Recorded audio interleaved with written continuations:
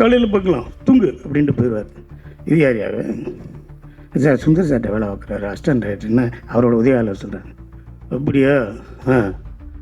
எந்த ஊர்? மதுரை பக்கம், தேனி பெரியவளம். அப்படியா? எல்லாம் ஃபோட்டோ எடுத்துனாங்க. வா, நீ ஃபோட்டோ எடுக்கலையான்னாரு. நான் உங்களை வச்சு படம் எடுக்கணும்னே. என்ன சொல்கிறா நீ மொத்தம் இருக்கிற அப்படி தான் போய் சொல்லி அப்படின்னு போயிட்டார். அனைவருக்கும் வணக்கம். இது ஒரே ஒரு நம்ம பிள்ளை ஒரு விஷயம் தப்பாக சொல்லிடுச்சு. அது செல்லுமணி சாரோட நண்பரில் அவரோட தம்பி நான்.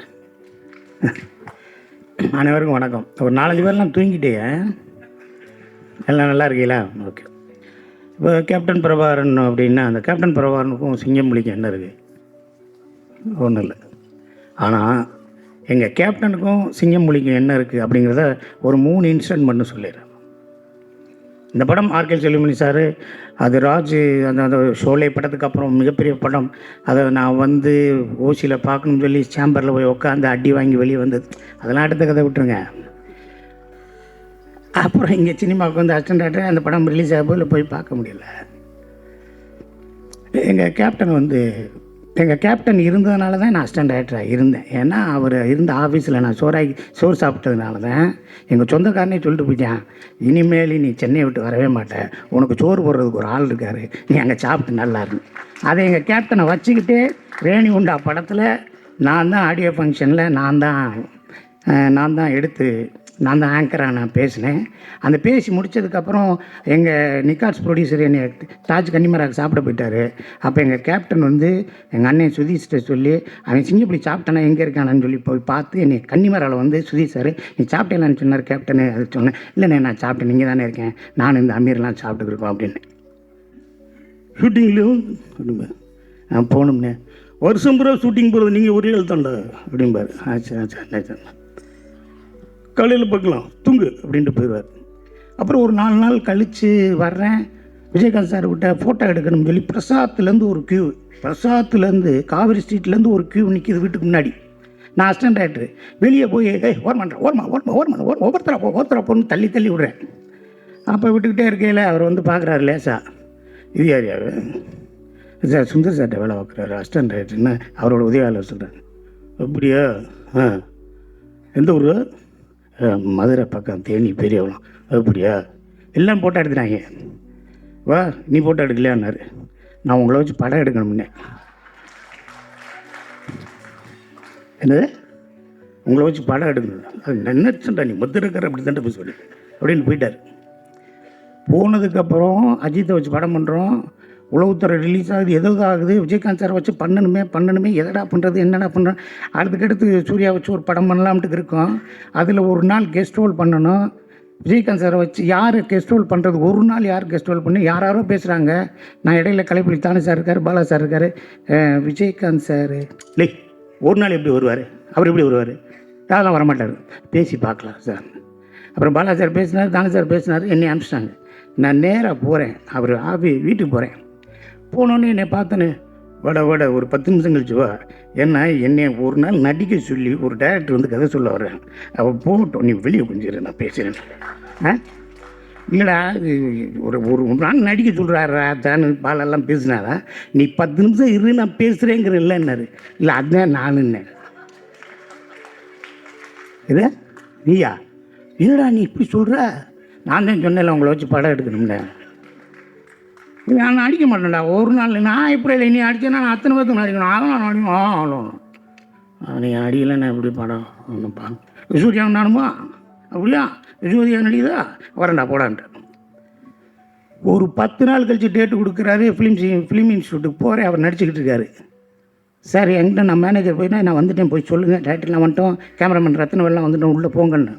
உள்ளே போனேன், சார் யூனிட்டே வந்திருக்குன்னு அவனை போன முடியும்.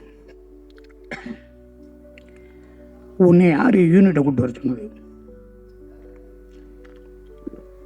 நீ படம் எடுக்க முடியலண்ணே, நீங்கள் சூர்யாலாம் மீட் பண்ணுற சீன் எடுக்க முடியல.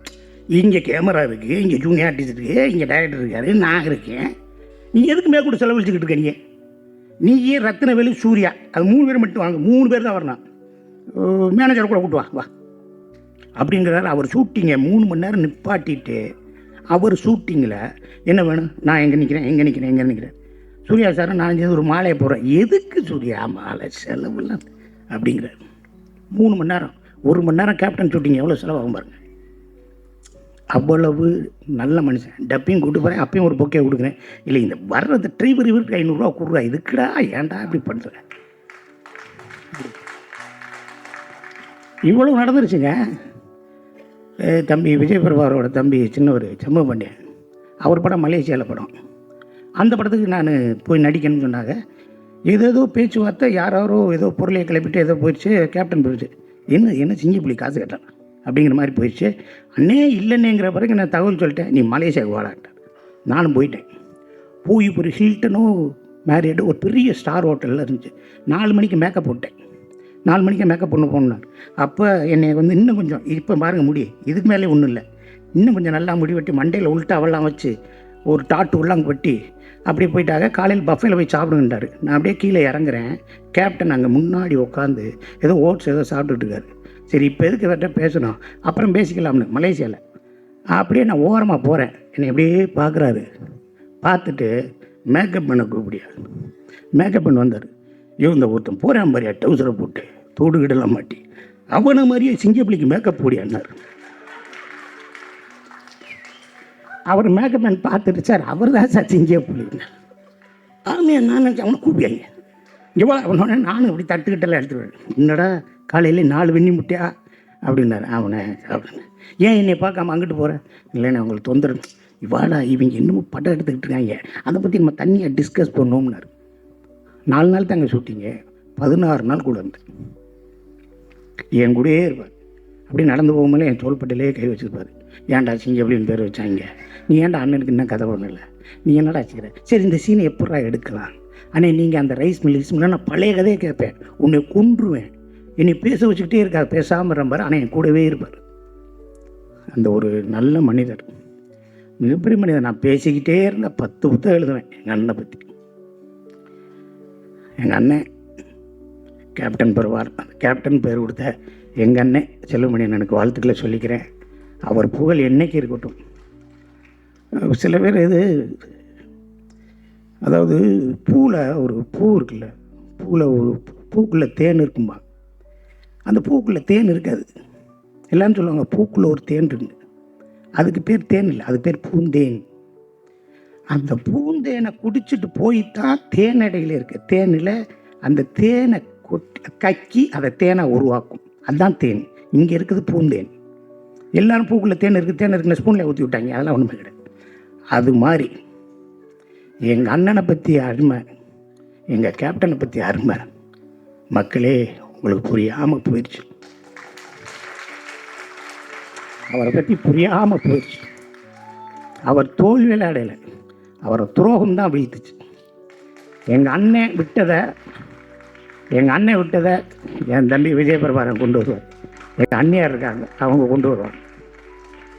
நீங்கள் நல்லபடியாக இருக்கணும். சினிமாவுக்கு செஞ்ச போல் இன்னும் மக்களுக்கு செய்யணும்னு நினைக்கிறீங்க. விருதுநர் கைவிட்டாலும் நீ உங்களை எதுவுமே கைவிடாது, கவலைப்படாமல் இருங்க.